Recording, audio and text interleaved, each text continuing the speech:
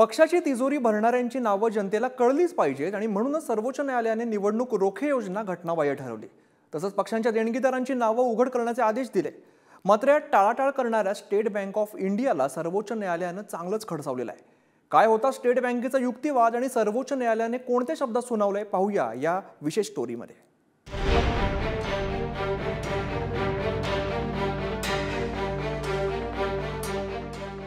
सर्वोच्च न्यायालयाने electoral bonds अर्थात निवडणूक रोखे योजना बासनात गुंडाळत केंद्र सरकारला दणका दिला।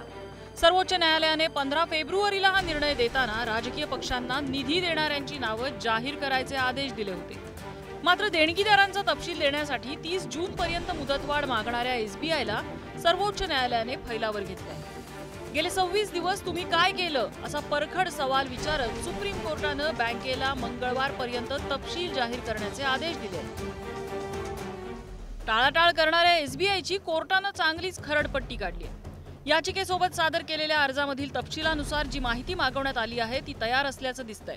त्यामुळे 30 जून पर्यंत मुदतवाढ देण्याची मागणी करणारी एसबीआयची विनंती फेटाळण्यात येते। गेल्या 26 दिवसांपासून तुम्ही कोणती पावलं उचलली? तुम्ही या देशातील क्रमांक 1 ची बँक आहात।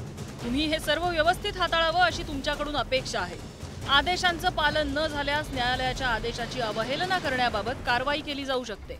एसबीआयच्या वतीनं ज्येष्ठ वकील हरीश साळवेंनी युक्तिवाद केला। संबंधित माहिती गोळा करण्याचा आम्ही पूर्ण प्रयत्न करत आहोत। आम्हाला खरं तर संपूर्ण प्रक्रियाच उलटी करावी लागते।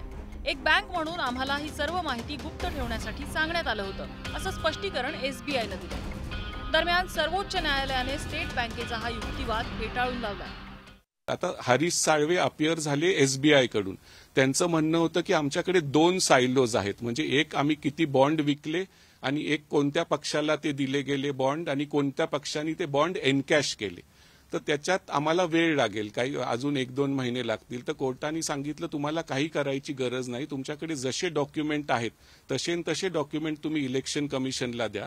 इलेक्शन कमिशन 15 तारखेला किंवा त्याच्या आत त्यांच्या वेबसाईटवर ते प्रकाशित करतील आणि नंतर ह्या ज्या संस्था आहेत असोसिएशन ऑफ डेमोक्रॅटिक रिफॉर्म्स वगैरे ते तो डेटा कोलेक्ट करतील आणि ते जनतेसमोर न्यूजपेपरमध्ये किंवा वेगळ्या माध्यमातून ते जनतेसमोर आणतील। निवडणूक रोखे ही योजना माहितीच्या अधिकाराचं उल्लंघन करणारी होती असं निरीक्षण सर्वोच्च न्यायालयाने नोंदवलं होतं। राजकीय पक्षांची तिजोरी कोण भरतंय हे जनतेला कळलंच पाहिजे हा त्यामागचा हेतू। त्यातच लोकसभा निवडणुकांच्या तोंडावर ही माहिती जनतेपर्यंत पोहोचवणं निर्णायक ठरणार आहे। ती माहिती जाहीर करण्यासाठी 30 जून पर्यंत विलंब झाला असता तर तोपर्यंत लोकसभा निवडणुका उरकल्या असत्या। मात्र सर्वोच्च न्यायालयाने स्टेट बँक ऑफ इंडियाला लगेचच माहिती जाहीर करायला सांगितल्याने दूध का दूध पानी का पानी होणार आहे। शिवाजी काळेसह ब्युरो रिपोर्ट, पुढारी न्यूज, नवी दिल्ली।